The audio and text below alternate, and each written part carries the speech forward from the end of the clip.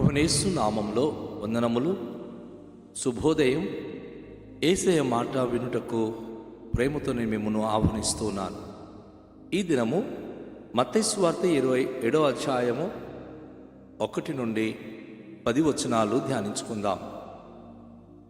ఉదయమైనప్పుడు ప్రధాన యాజకులను ప్రజల పెద్దలందరూ యేసును చంపింపవలెనని ఆయనకు విరుద్ధముగా ఆలోచన చేసి ఆయనను బంధించి తీసుకొని పోయి అధిపతి అయిన పొంతి పిలాతునకు అప్పగించిరి. అప్పుడు ఆయనను అప్పగించిన యూదా ఆయనకు శిక్ష విధింపబడగా చూచి పశ్చాత్తాపపడి ఆ 30 వెండి నాణెములు ప్రధాన యాజకుల యొద్దకును పెద్దల యొద్దకును మరల తెచ్చి, నేను నిరపరాధి రక్తమును అప్పగించి పాపము చేసి తినని చెప్పెను. వారు దానితో మాకేమి, నీవే చూచుకొనుమని చెప్పెను. అతడు ఆ వెండి నాణెములు దేవాలయములో పారవేసి పోయి ఉరిపెట్టుకొనెను. ప్రధాన యాజకులను ఆ వెండి నాణెములు తీసుకొని, ఇది రక్త క్రయధనము గనుక వీటిని కానుక పెట్టెలో వేయ తగదని చెప్పుకొనిరి. కాబట్టి వారు ఆలోచన చేసి వాటినిచ్చి పరదేశులను పాతిపెట్టుటకు కుమ్మరివాని పొలము కొనిరి. అందువలన నేటి వరకు ఆ పొలము రక్తపు పొలమనబడుచున్నది. అప్పుడు విలువ కట్టబడిన వాని అనగా ఇశ్రాయేలులో కొందరు విలువ కట్టిన వాని క్రయధనమైన 30 వెండి నాణెములు తీసుకొని ఆ ప్రభువునకు నియమించిన ప్రకారము వాటిని కుమ్మరివాని పొలమునకిచ్చిరి అని ప్రవక్త అయిన ఇర్మియా ద్వారా చెప్పబడిన మాట నెరవేరెను. ప్రియమైన దేవునికి బిడ్డలారా, ఈ ఉదయకాశ్రమంలో చాలా నీతిగల ఒక మాటను ప్రభు మనకు నేర్పిస్తూ ఉన్నాడు. యూదా ఇస్కరియోతు యేసు ప్రభును 30 వెండి నాణెలకు అమ్మిన తర్వాత తను ఊహించలేదు, ఏదో బంధించి జైలు పెడతారేమో అని అనుకున్నాడు. కానీ తను ఎవరికైతే గురుగారిని అమ్మేశారో ఆ మనుషులు యేసు ప్రభును చంపాలని చెప్పి సెనహెడ్రిన్ సభలో తీర్మానం చేస్తున్నారు. ఆయనకి సిలువలో చంపాలని తీర్మానించినప్పుడు అప్పుడు తన హృదయంలోనికి ఒకలాంటి కలవరం అనిపించింది. అయ్యో, నిరపరాధిని అపరాధిగా ఎంచి వారి చేతికి అప్పగించి వారు 30 వెండి నాణెములు ఇస్తున్నారని నా గురుగారిని అమ్మివేశానే, వారు చంపివేస్తున్నారు, అది ఎంత ఘోరమని పశ్చాత్తాపపడి అధికారుల దగ్గరికి వచ్చి అంటున్నాడు, అయ్యా, ఆ 30 వెండి నాణెలు నేను ఇచ్చేస్తున్నాను, యేసు ప్రభువును విడిచిపెట్టండి అన్నప్పుడు వారు ఆ వెండి నాణెతో మాకేం పని, ఒకసారి నీకు ఇచ్చేసాం, అది మాకు అవసరం లేదు, నీ గురుగారు మాకు దొరికారు కదా, ఆయన చంపడమే మాకున్న లక్ష్యం, కాబట్టి ఆ డబ్బుతో నువ్వు ఏం చేసుకుంటావు చేసుకోపో అని ఆయనను ఒకలాంటి విమర్శించి విడిచిపెట్టేశారు, తనను పోమన్నారు. నా ప్రియ సహోదరులారా, సహోదరులారా, ఉదయకాశములో మాట వింటున్న మీరు, మనం ఒకసారి ఆలోచిద్దాం. మనను నమ్మి మనము నమ్మిన వారిని ఎప్పుడు మోసం చేసి డబ్బుల కోసం, ధనం కోసం ప్రోకులాడి వారి గురించి లేనిపోని మాటలు పలికి వారిని అప్పగించడం కానీ విమర్శించడం కానీ వారికి ఏదో గాయపరచాలని అనడం కానీ మంచిది కాదు. వారు మన ఊసి జోలికి పోవట్లేదు కదా. యేసయ్య అందరికీ మంచి చేయాలన్న సంకల్పంతో ఆయన పరలోకం నుండి వచ్చాడు.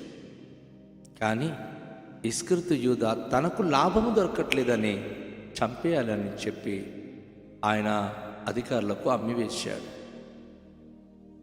ఈరోజు ఇలాంటి బుద్ధి కలిగిన వాళ్ళు ఎవరైనా ఉన్నారా? లాభము నిమిత్తం మనుషులను రకరకాల విధంగా నిందిస్తూ, లాభము నిమిత్తం కొనియాడుతూ, మనకు డబ్బులు ఇచ్చిన వారికి మెచ్చుకుంటాం, ఎవరి వల్ల మనకు లాభం రాదో వారిని అమ్మివేస్తాం, వారిని అసహించుకుంటాం, వారి గురించి తప్పుడుగా మాట్లాడతాం. ఇది మంచిది కాదు. నిరపరాధులు, వారు మన ఎడల అపరాధం చేయలేదే. ఏసే అపరాధం చేశాడా? చేయలేదు. అందరికీ మంచి చేయాలని ఒక మంచి సంకల్పంతో వచ్చాడు. అలాంటి గురుగారిని, అలాంటి ప్రభువును వారు ఏం చేస్తున్నారు? సిలువలో చంపాలని చెప్పి ప్రయత్నించి, ఆ కుట్రలో భాగముగా ఎవరైతే తన గురుగారి విరుద్ధంగా మాట్లాడారో ఆయనకి 30 వెండి నాణ్యాలు తూసి ఇచ్చినప్పుడు, ఆ 30 వెండి నాణ్యాలు పట్టుకొని యేసు ప్రభువును ముద్దు పెట్టి అప్పగించాడు. నా ప్రియ సహోదరి సహోదరుడా, ఎవ్వరికి మనం కీడు చేయాలని కానీ, ఎవరి విరుద్ధంగా కానీ మనం వెళ్ళకూడదు. ఎందుకంటే ఒకరి విరుద్ధంగా మనం వెళ్ళినప్పుడు వారిని సృష్టించిన దేవుడు, మనలను సృష్టించిన దేవుడు తీర్పు తీర్చబోతున్నాడు. నీ క్రియలు సరైనదైతే నీకు బహుమానం ఇస్తాడు. నువ్వు కలిగి ఉన్న ఆలోచన, నీ క్రియలు కనుక సరైనది కాకపోతే, కయీనుతో ప్రభు అన్నమాట గుర్తు తెచ్చుకుందాం. నీవు తప్పు చేసినలా ఎందుకు తల ఎత్తుకోవు? తప్పు చేయకపోతే నువ్వు ధైర్యంగా మాట్లాడతావు. నువ్వు తప్పు చేస్తున్నావు కనుక తల వంచి ఉన్నావు. పాపము నీ వాకిట నిలిచి ఉన్నది. ఎందుకు యెహోవా దేవుడు మాట్లాడినాడు? ఎవరైనా నిరపరాధి గురించి కనుక జోలికి పోయి ఏదైనా చేయాలనుకుంటే పాపం వారిని పట్టుకుంటుంది, భయంకరమైన నాశనము వారికి సంభవిస్తుంది. ఇస్కరియోతు యూదా జీవితం అదే జరిగింది. యేసును సిలువలో చంపాలని వారు పట్టుకుపోతుంటే, అయ్యో తప్పు చేశానే, నిరపరాధికి నేను ఏదో అరెస్ట్ చేస్తారు, ఏదో అంటారనుకున్నాను, కానీ సిలువలో చంపేస్తారని అనుకోలేదే. పశ్చాత్తాపడి ఆ డబ్బులు పట్టుకొని పెద్దల దగ్గరికి వెళ్ళి, అయ్యా బోధకుడు నాకు ఇచ్చేయండి, ఇదిగో మీ 30 వెండి నాణేలు తీసుకోండి అన్నాడు. అందుకే చాలాసార్లు నోరు జారితే మనం తీసుకోలేము.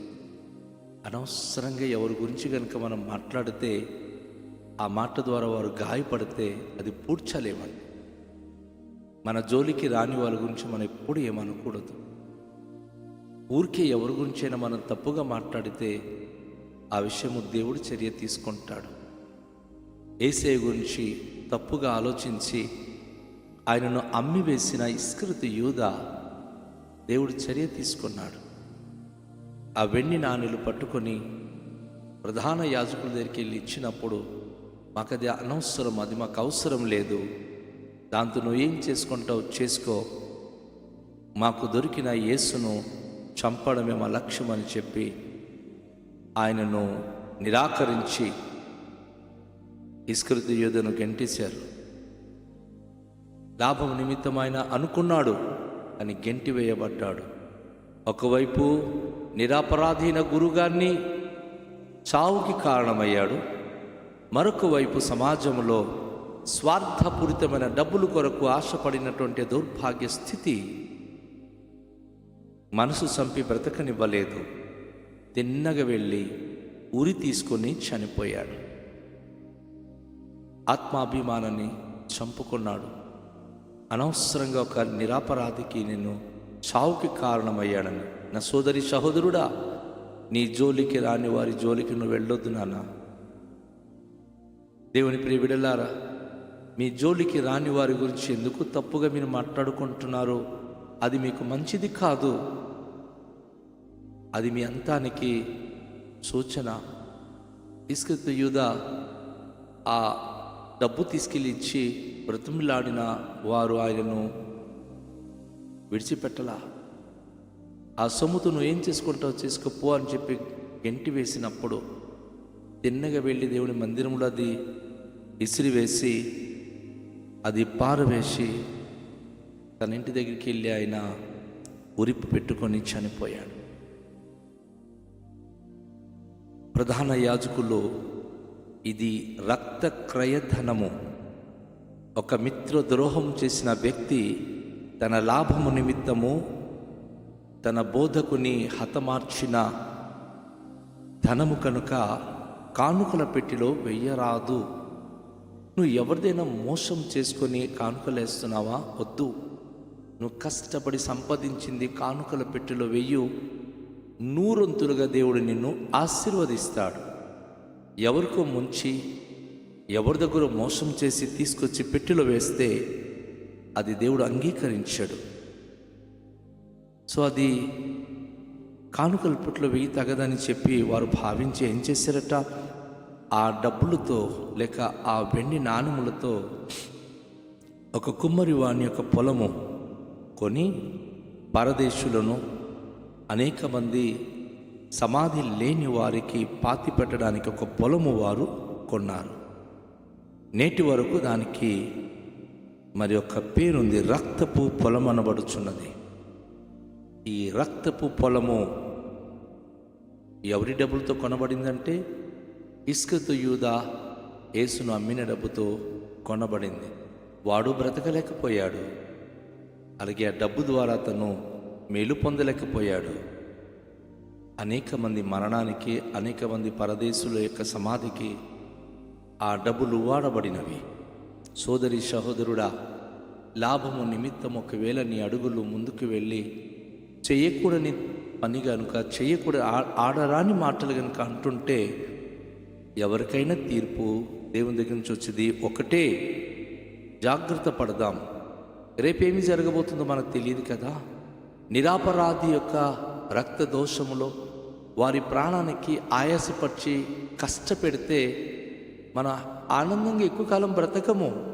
చావు అనేది మన దగ్గరలోనే ఉంటుంది. ఏదో ఒక రూపంలో మనం చచ్చిపోతామండి. అలా మరణించిన వారు పరలోక రాజ్యానికి చేరలేరు. వారి దుష్క్రియలు వారికి అనంత నరకములోనికి నెట్టివేస్తుంది. చాలా ప్రమాదం. ఈ వాక్య భాగములో యేసు ప్రభును అమ్మివేసినటువంటి ఇస్కరియోతు యూదా భయంకరమైనటువంటి మరణము మరణించి తను కానీ తన కుటుంబము కానీ క్షేమంగా ఉండలేకపోయారు. తమ ఇల్లు పెంటకుప్పగా మారిపోయింది. అది దావీదు భక్తుడు కానీ ప్రవక్త ఇర్మియా కానీ వీరు ప్రవచించి ఉన్నారు. ఎప్పుడైతే దైవజనుని గురించి విరుద్ధంగా వెళతామో, అయ్యో నీ ఇల్లు విడువబడుతుంది, అవశ్యకంగా నువ్వు మరణిస్తావు. ఎందుకంటే దేవుడు దేవుడే, దేవుని జనము దేవుని దైవజనము దేవుని దైవజనుడే. వారి జోలికి పోకూడదు. అది మనకు ప్రమాదం అండి. భయభక్తి కలిగి వారి ద్వారా మనం దేవుని వాక్యము నేర్చుకొని వారిని ఎంత గౌరవిస్తామో మన జీవితంలో అంత ఆశీర్వదింపబడతాం. వారికి ఎంత ఆయాస పెడతామో, దుఃఖపరుస్తామో, బాధిస్తామో దాని పరిణామము కొద్ది దినాల్లోనే మరణముగా మనకు ప్రతిఫలము దొరికిపోతుంది. వద్దు. ఇస్కరియోతు జీవితంలో జరిగిన అనుభవాలు మనం విన్నప్పుడు జాగ్రత్త పడదాం. మనకు నమ్మి మనతో స్నేహంగా ఉన్న వారికి మోసం చేసి మనం ఎప్పుడు కూడా వర్ధిల్లేము, అభివృద్ధి పొందలేము. కనుక ఈరోజు వాక్యంలో ఉన్న మాట ప్రకారంగా ఆ రక్తపు వెలను బట్టి వారు ఏం చేశారు? వారు ఒక పొలమును కొన్నారు. ఒక మాట పరిశుద్ధ గ్రంథంలో ఇర్మియా ప్రవక్త కానీ దావీదు భక్తుడు కానీ రాస్తారు. ఏంటంటే, విలువ కట్టిన వాని క్రయధనమైన 30 వెండి నాణెములతో, గమనించండి, విలువ కట్టబడినటువంటి వాని అనగా ఇశ్రాయేలీయులు కొందరు విలువ కట్టిన వాని క్రయధనమైన 30 వెండి నాణెములు తీసుకొని వారు నాకు నియమించిన ప్రకారము వాటిని కుమ్మరి వాని పొలమునకు ఇచ్చి తిని అని ప్రవక్త ఇర్మియా ద్వారా చెప్పబడిన మాటలు నెరవేరేను. అవునండి. దేవుని యొక్క సన్నిధిలో మనం జాగ్రత్త పడదాం. మనం తినము, మనం హ్యాపీగా ఉండలేము, కానీ మనం ఇస్తాం. మన ద్వారా ఒకరు మరణానికి మనము బాధ్యులం కావద్దు. ఆ పాపము మనకి ఎప్పటికీ విడిచిపెట్టదు. ఒకరు గనుక ఉసూరుమని గాయపడి బాధపడితే మన మాట ద్వారా, ప్రవర్తన ద్వారా, మన నడవడిక ద్వారా ఎవ్వరు బాధపడినా మనకు క్షేమము కాదండి. దేవుడు మనకు ఎంత నియమించాడో దాంతో తృప్తిగా ఉందాం. అపోస్తలుడు పౌలు అంటాడు, సంతుష్టి సహితమైన దైవభక్తి గొప్ప లాభసాధకమై ఉన్నది. దేవుడు మనకి ఏదైతే అనుదినం ఇస్తున్నాడో దాంతో సంతృప్తి పొందుదాం. కానీ ఇస్కరియోతు యూదా వల్లే మనది కానిది మనకు దొరకాలి, మనకేదో విధంగా డబ్బులు దొరకాలి, వెండి బంగారం కావాలని అలాంటి దురాశ ఈ ఒక్కరిలోనికి రాకూడదు. అది మన ప్రాణానికే ప్రమాదం, నిత్య జీవానికి అది ముప్పు.